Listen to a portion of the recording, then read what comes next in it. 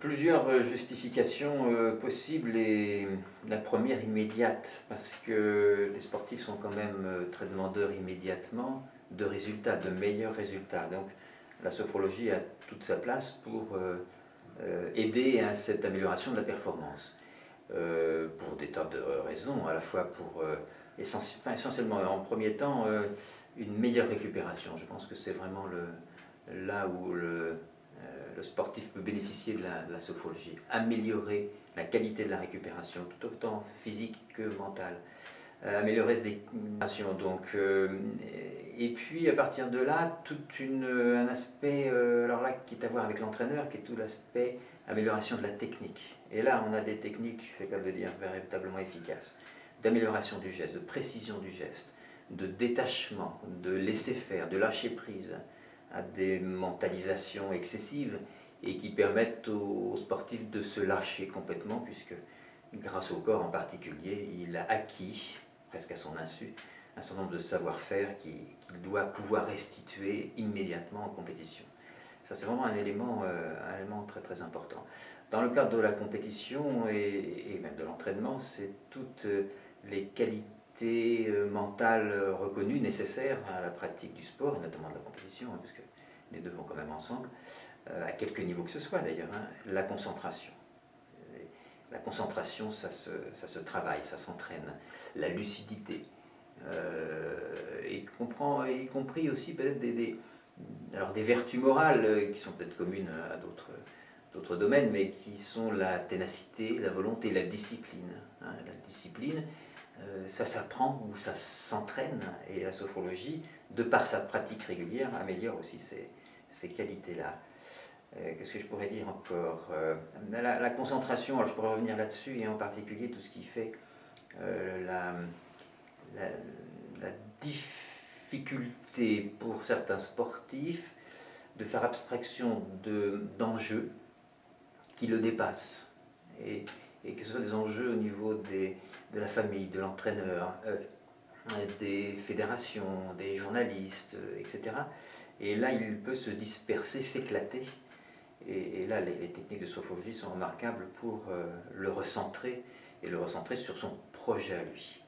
Et par là, on comprend rapidement l'autre dimension existentielle, hein, de la sophrologie, qui permet indiscutablement aux sportifs, on peut se poser la question d'ailleurs si c'est pertinent, mais de notre point de vue de sophrologue, ça l'est, comment situer son projet sportif dans son projet de vie. Non seulement pour des raisons purement philosophiques ou morales, mais également par rapport, j'en suis convaincu, à un futur résultat supplémentaire au niveau de la performance.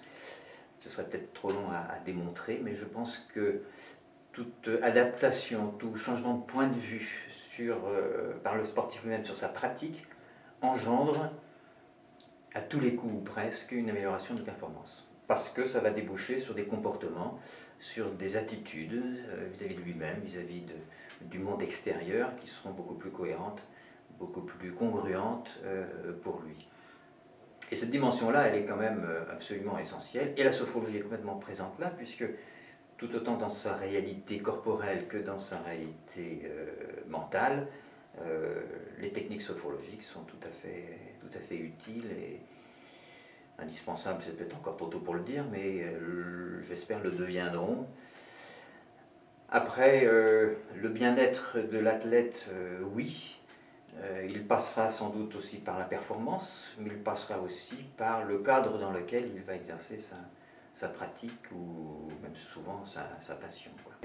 Il y a un autre domaine qui fait partie intégrante de la vie du sportif, c'est la blessure.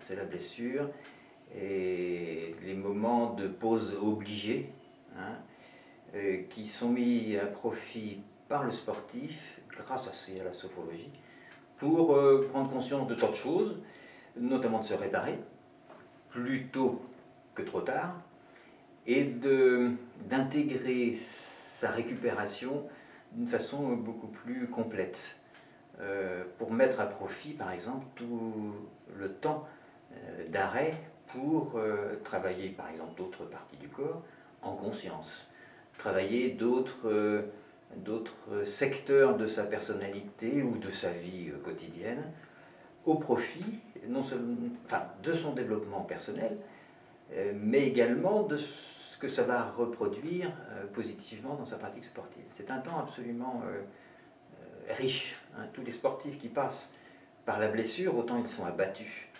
Et là aussi, on a peut-être notre place à prendre à ces moments-là. Autant ils disent tous que c'est une formidable étape pour la suite. Un autre domaine encore dont on entend parler parfois dans les médias pour les sportifs de haut niveau, mais c'est valable pour n'importe quel sportif d'intense pratique en tout cas, c'est la fin de la carrière sportive. Et il y a à ce moment-là des difficultés, parfois des drames même, hein, où le sportif se trouve comme amputé d'une partie de sa personne. Et il doit, tout au long de sa carrière sportive, mais encore plus après, pouvoir continuer de se construire, voire même de se reconstruire.